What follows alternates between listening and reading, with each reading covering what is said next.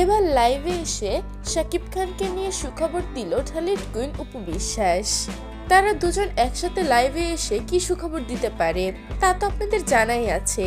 প্রিয় ভিউয়ার্স, এ বিষয়ে বিস্তারিত জানতে হলে ভিডিওটি না টেনে সম্পূর্ণ দেখতে থাকুন। সম্প্রতি প্রায় সময়ই তাদের দুজনকে একসাথে পাশাপাশি দেখা যায়। শাকিবের বাসায় অপু বিশ্বাসের যাতায়াতটা বেড়ে গিয়েছে এবং শাকিবও জয়ের সুবাদে প্রায় অপু বিশ্বাসের বাসায় যায়। তাদের বন্ডিংটা আবার আগের মতো হয়ে আসছে।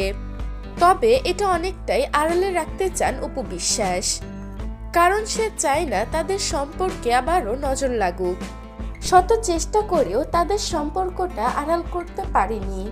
তাদের একসাথে ছবি বিভিন্ন সময় ভাইরাল হয়ে যায়।